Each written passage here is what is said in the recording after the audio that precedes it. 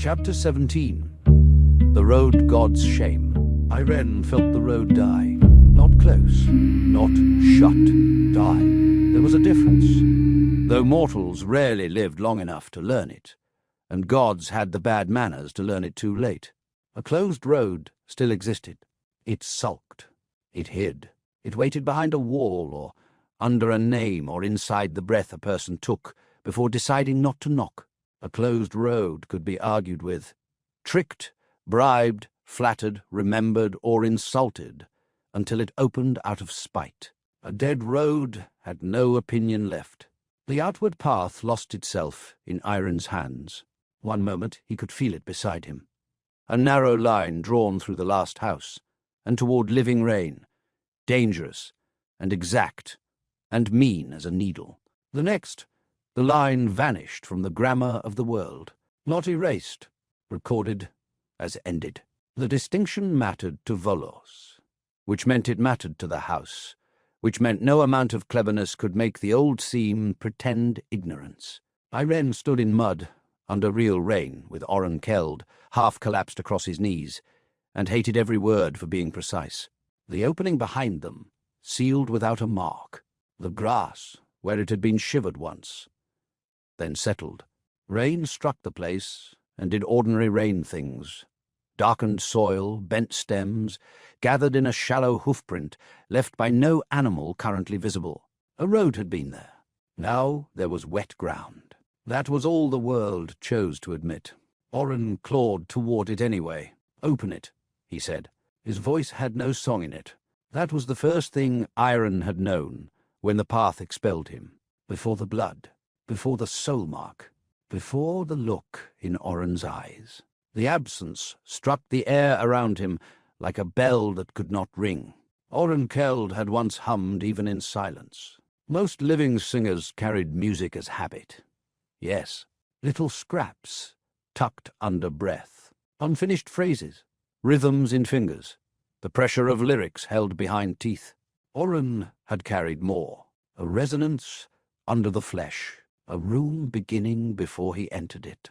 The inherited warmth of a song that could find wanting in others and braid it to his own.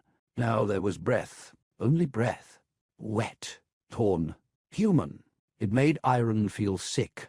"Open it," Orren said again. Iren crouched beside him and placed one hand on the vanished seam, because stupidity occasionally needed ritual to reveal itself. The earth was cold. No pulse of old road, no hinge, no fold, no shadow door. He pressed harder. Mud pushed between his fingers. The house gave him nothing. "I cannot." Orren turned his head. Rain had plastered his hair to his face. Blood diluted under his nose and ran down to his mouth. His eyes were too bright. Fever and grief and river-filing all burning together. He looked at Iren, as if gods existed solely to be blamed. "Fair, you mean you will not." "No." Iren's hand stayed in the mud. He wanted to wipe it clean, and did not. "No, I mean cannot," Orren laughed. It came out as a scrape. The laugh had no hook in it, no cruel little turn of melody, no instinctive shaping of sound to make pain bearable to anyone listening. It fell from him and lay there. Iren closed his eyes for half a breath. Too long. When he opened them, Orren had seen. The boy's face changed. No, not boy. He had corrected Iren on the beach. Orren. His face changed because he understood, then did not want to, then understood again. He opened his mouth. Nothing came. He tried to hum. It was the smallest sound. A broken breath pushed through a ruined throat. The rain did not shift. The grass did not lean. Iren's own heart, old as roads and badly disciplined, did not answer with the slight involuntary turn it had answered before when Orren sang. Orren tried again. Less sound. More horror. Iren looked away because there were forms of witnessing that became cruelty if stared at too directly. "Give it back," Orren whispered. Iren had no lie prepared. That was unlike him. "I cannot." "Who can?" The answer came at once. Volos. Also perhaps no one. Also perhaps the wrong god. The one whose storm Iren already felt gathering far above the hills. He said none of that. Orren's hand found his sleeve. Not a grip. A clutch. Fingers closing on wet cloth, with less strength than need. Who can? Iren looked at the closed ground where the road had been. The answer that would wound least was still a wound. I do not know. Orren's fingers opened. He rolled away from Iren into the mud and retched. Nothing came up but rainwater and blood. The living world around them was offensively gentle. Low hills under a grey sky. Wet grass flattened by weather. A line of black stones half buried in the slope, their old road marks already fading from sight. No gate, no river, no blue fire, no records, no Ivara demanding that the house write the true part before anyone turned her into myth. Right that she was there. Iren had heard him say it, not with road sense, not with God sense, with ears. Orren, song stripped from him, had used his last shape of voice not to beg for Ivara back, but to ask the record to keep her from being made absent. That was almost mercy. Almosts were among the more vicious inventions. Orren pushed himself onto hands and knees. Mud smeared across his palms. His wounded arm shook so violently that the whole body followed. He lifted one hand to his throat and pressed there, not gently. "Stop," Iren said. Orren pressed harder. Iren caught his wrist. The movement was quick, too quick. He felt the bones under Orren's skin, thin and cold and living. Orren fought him with a strength that would have embarrassed both of them if either had room for embarrassment. "Let go." "No," Orren snarled. Then he sagged. Iren released the wrist as soon as the hand fell away from the throat. A red half-moon of nail marks ringed the skin there. Not the true mark. That lay deeper. Iren could see it when he let himself look properly. A line under Orren's tongue, black, blue, and old law bright. Another around the inner shape of the soul, finer than hair, crueler than iron. Volos's bargain had not simply punished the body. It had filed the failure where death itself would one day check the record. Failed return. Song forfeit. Reunion unguaranteed. A neat piece of law. Iren wanted to spit. Instead, he wiped mud from his hand onto his already ruined cloak and stood. The rain came harder. That was the first warning. Not natural rain. Natural rain had arguments with wind. It staggered. It thickened and thinned, and changed its mind around hills. This rain fell straight for 3 breaths despite the crosswind, each drop striking the grass with bright, singular attention. Iren looked up.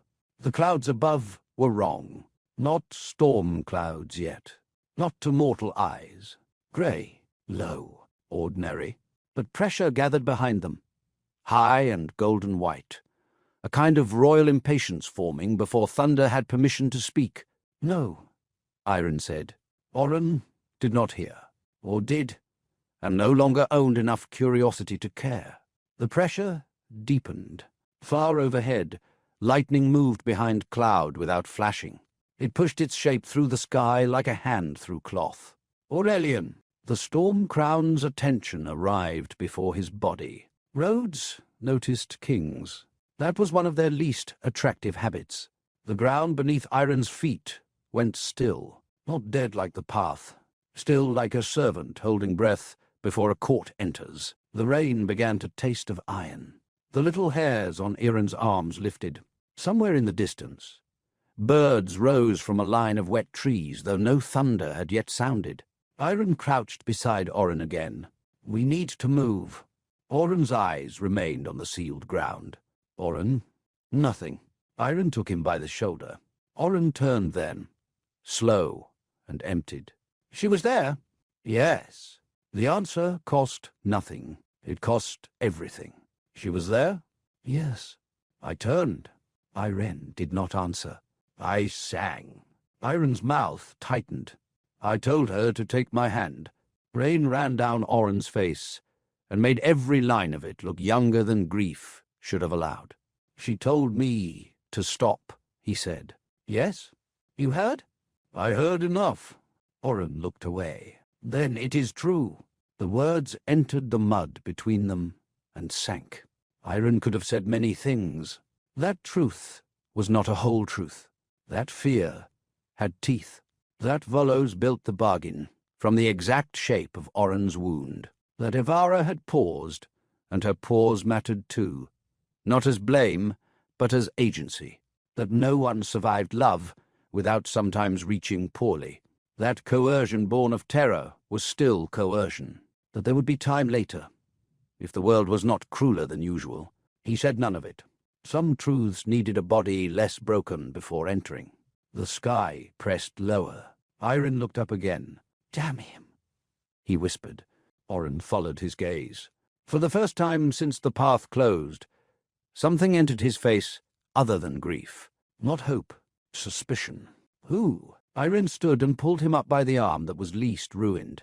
Orren nearly collapsed against him. Iren took the weight without remark. There were times not remarking became the closest he came to virtue. Walk. Who? A god with terrible timing. Orren laughed once. This time it was only air. That narrows nothing. True, a storm god with terrible timing. The pressure in the sky became weight. Orren looked up. Rain struck his open eyes, and he did not blink. No, an excellent instinct. Entirely useless. Why is he coming? Iren tried to pull him toward the line of trees. The ground under them refused. Not physically. Worse. Meaningfully. The slope that should have led downward to the left now suggested itself as decorative. The trees seemed farther, though they had not moved. Every possible path away grew uninterested in being used. Aurelion's attention had made the place significant. Significance was a terrible trap. Songs loved it. States loved it. Gods lived on it. Mortals bled inside it. Iren tried another angle, opening a little road beneath the next step. Nothing. He tried the goat path that had once crossed this hill in a summer 3 centuries gone. Nothing. He tried the rain-run track made by water when water still believed itself free. Nothing. The place had become audience. Iren's stomach turned. Orren, he said quietly, whatever he says, do not answer quickly. Orren looked at him with exhausted contempt. I have had enough of gods offering doors. Yes, hold that. Thunder rolled. Not in the distance. Inside the clouds, directly above them. The sound formed a word before it became weather. Waste. Orren went still. Iren closed his eyes.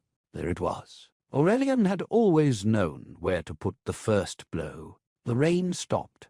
Every drop hung for a breath in the air. Bright and perfect. Then the clouds opened. Not parted. Opened. A wound of white light split the sky. Lightning moved inside it in branching veins. The suspended rain flew upward, each drop becoming a tiny star before vanishing into the brightness. Wind struck from all directions at once, flattening the grass away from the sealed road. Orren swayed. Iren caught him. No, Orren said, though whether to the sky or his own failing body, Iren did not know. A figure descended in the stormlight. At first only scale. Too large, too bright, too much vertical certainty. Then the shape chose manhood because gods enjoyed pretending restraint made them humble. White hair streamed upward like cloud torn by high wind, shoulders broad enough to carry a temple roof, skin lit from within by storm, eyes gold white and terrible with purpose. Aurelion, the storm crown, set one bare foot on the wet earth. The ground steamed. Rain resumed in a circle around him, not touching him until he allowed it. When it did, each drop slid from his skin like it had been blessed and dismissed. He looked first at Orren, not Iren, not the sealed road, not the mud, the ruined man. Waste, Aurelion said again. Orren's face changed so quickly that Iren felt it like a road snapping underfoot. No, the word came out ragged, ordinary, but it held rage enough to stand. Aurelion's gaze sharpened with interest. Iren hated that interest.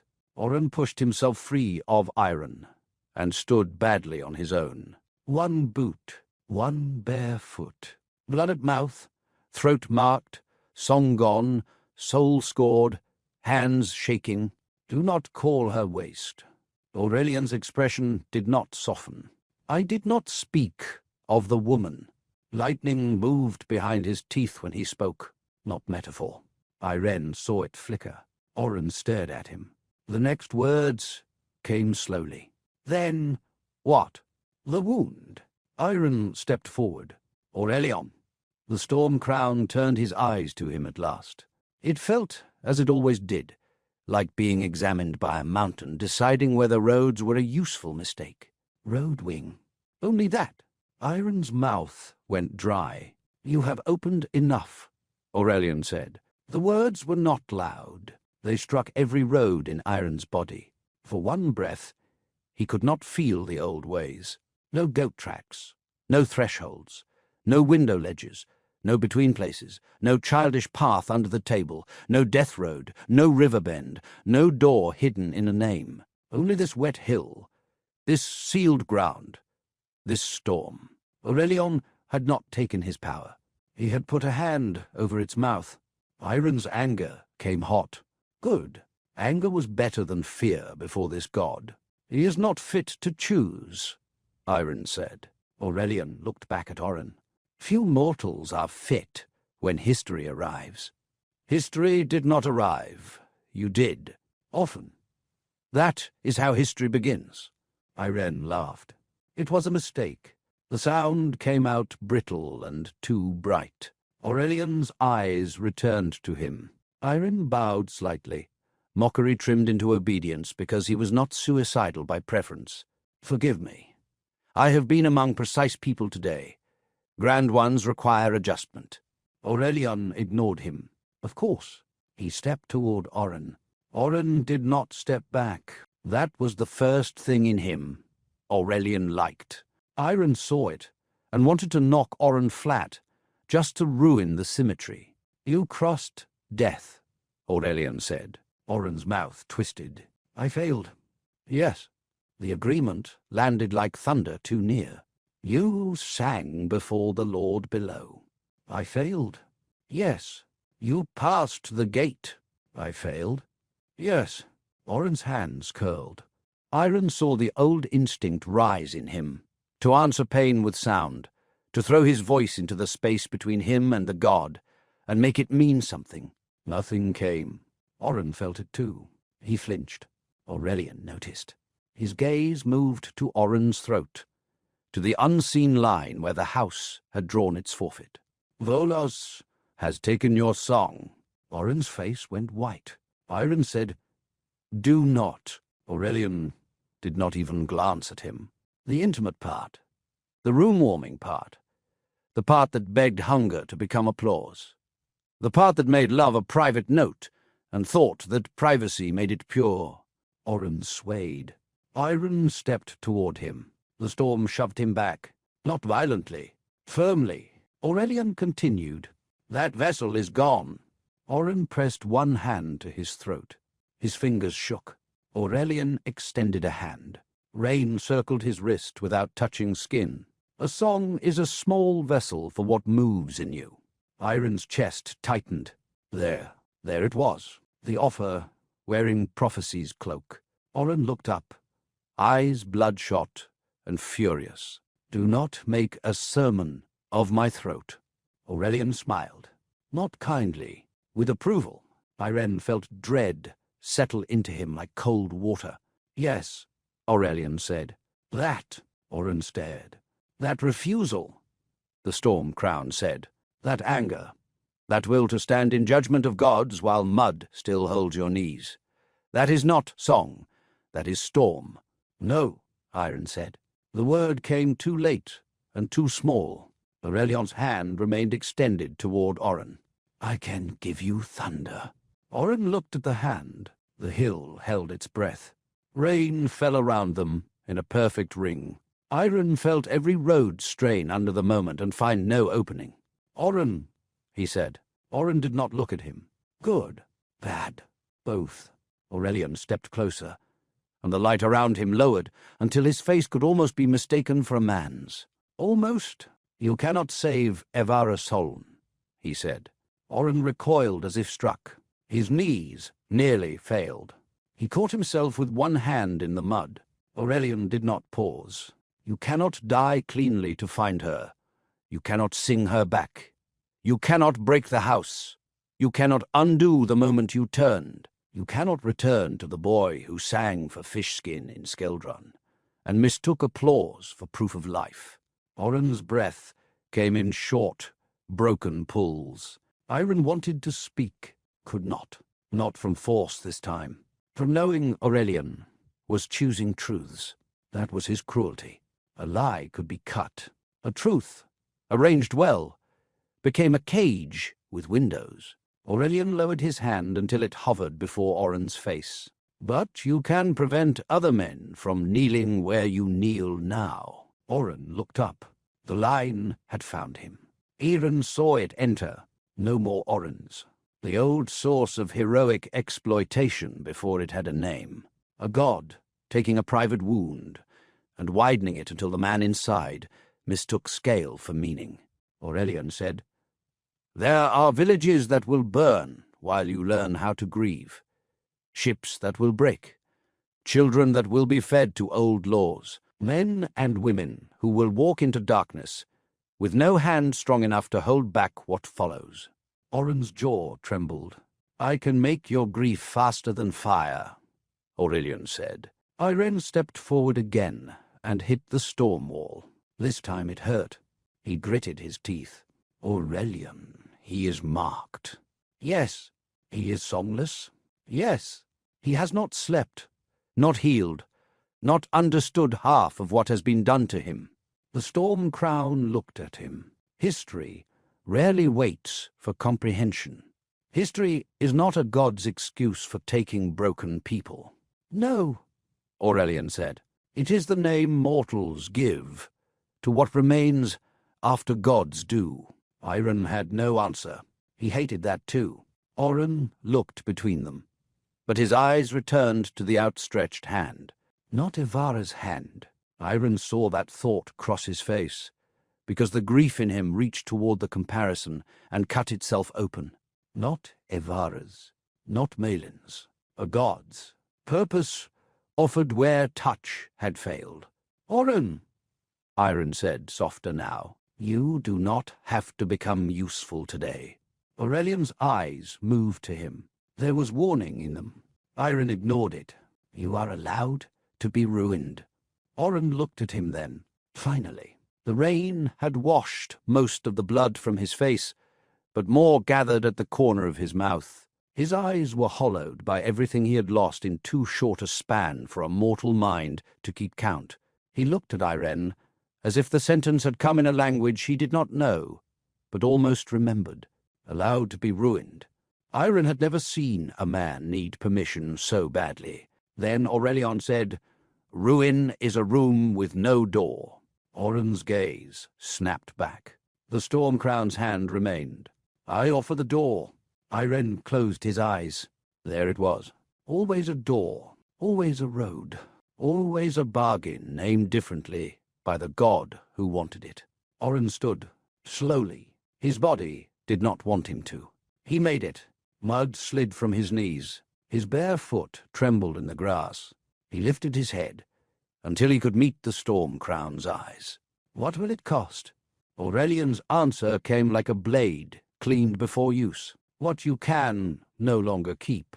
Orren's mouth moved. No sound. Iren felt the moment narrow. He tried one last road. Not a way. To Orren. A small thing. Not a rescue. A whisper path. No wider than a child's hand, carrying one word from his mouth to Orren's ear before the storm could forbid it. Orren. The private name crossed. Orren flinched. Aurelion heard it. Of course he did. He did not stop it. He only raised his hand higher. And thunder spoke behind him in a language older than pity.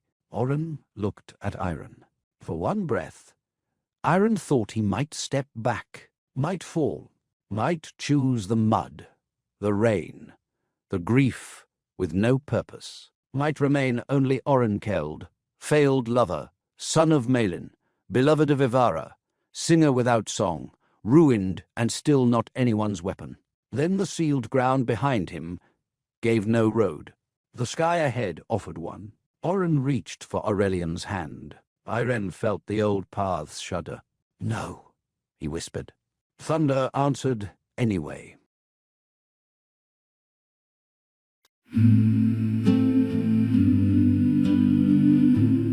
Rain on the sill, salt in the flame. When the door goes quiet and the room lets go, lay the last word gently where the dark runs slow.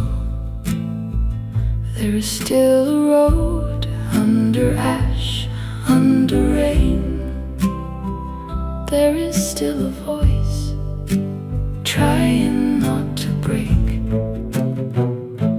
Carry the song through the dark and the foam. Carry the name when the cold calls home. Leave one small light where the lost can remain. I will find you by listening.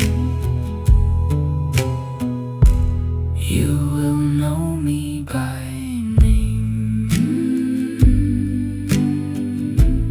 Rain on the sill, Salt in the flame. The door goes quiet. Carry the name.